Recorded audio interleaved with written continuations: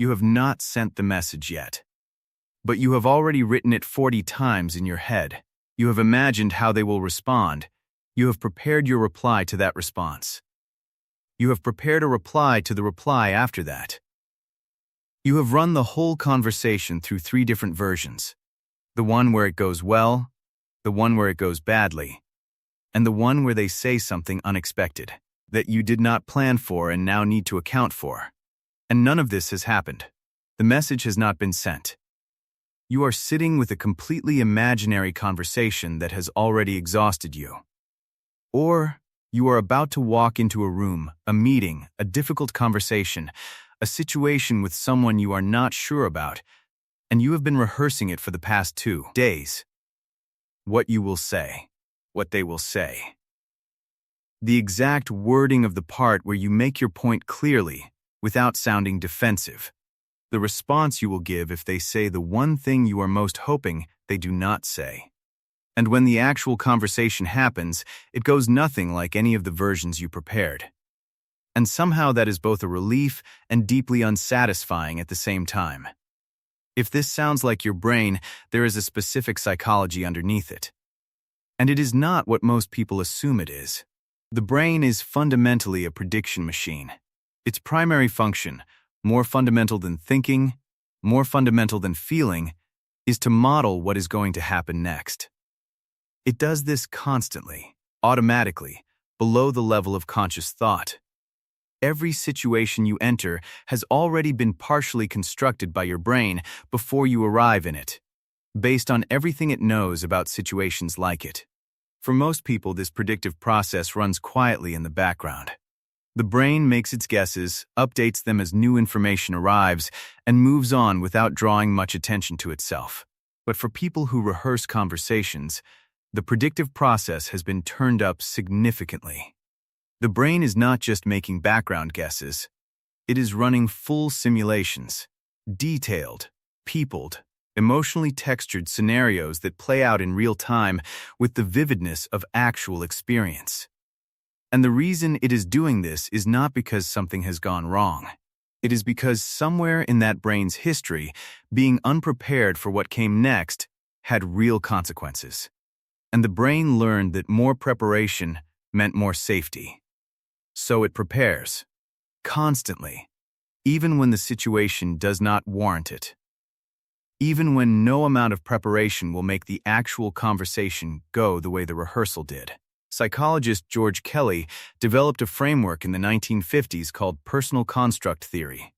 The idea that people do not experience the world directly, but through a system of mental constructs they have built from experience, a set of templates for how situations work, how people behave, what particular kinds of interactions tend to produce. People who rehearse conversations are running their constructs forward. They are not imagining randomly, they are extrapolating from everything they have already learned about how people respond, how dynamics unfold, how a particular kind of conversation tends to go. The rehearsal is an attempt to apply accumulated knowledge about human behavior to a situation that has not happened yet. The problem is that other people do not follow the script. They arrive with their own constructs, their own emotional state on that particular day, their own interpretation of what the conversation is about. And the gap between the carefully prepared version and the actual one is often where things get complicated. There is something else running underneath this for many people, and it is worth naming directly. Social anxiety, not necessarily in the clinical sense, but in the broader sense of genuine unease about how you will be perceived, received, evaluated, is one of the most consistent predictors of conversation rehearsal. And at the core of social anxiety is a specific fear. Not of people in general, of being negatively evaluated by them. When that fear is present, every significant conversation carries a weight that purely logistical exchanges do not.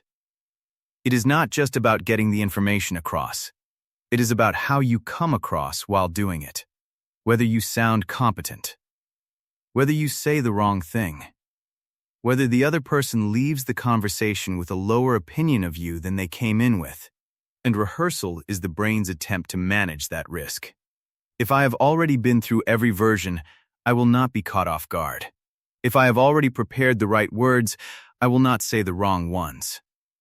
The preparation is not really about the conversation. It is about controlling how the other person sees you during it, which is, of course, not something any amount of rehearsal can actually guarantee. But the brain does not fully accept that. So it keeps preparing. There is a particular exhaustion that comes with living this way that is difficult to explain to someone who does not experience it. It is not just the mental effort of running the simulations, though that is real.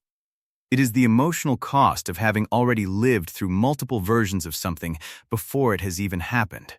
By the time the actual conversation arrives, you have already experienced the anxiety of it several times over.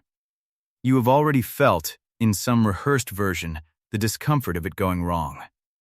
And because the brain does not fully distinguish between imagined and real emotional experience, because the same neural systems activate whether something is happening or being vividly imagined, the rehearsal carries genuine emotional weight. It is not neutral preparation. It costs something. Here is what makes this particularly difficult: to simply decide to stop. The rehearsal feels productive. It feels responsible.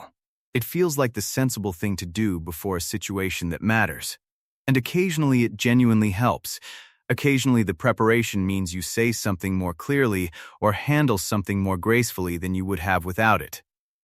That occasional payoff is enough to keep the behavior running, even when it mostly just generates anxiety. Because the brain remembers the times it helped.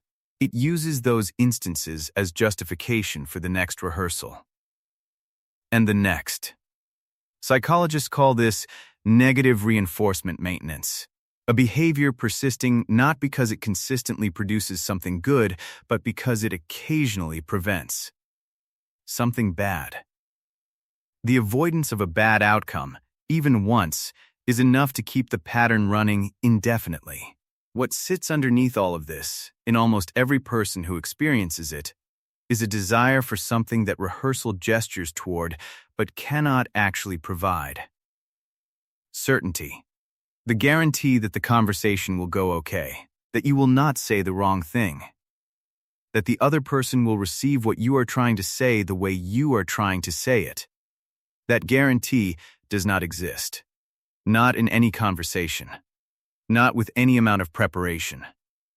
The conversations that tend to go best are rarely the most rehearsed ones. They are the ones where you arrived present enough to actually respond to what was said rather than what you expected to be said. Where something genuine came through because you were not performing a script. Where the other person felt met rather than managed. That kind of presence is not something you can rehearse your way into. It requires tolerating the uncertainty the rehearsal was designed to prevent. And that, for most people who live this way, is the hardest thing of all.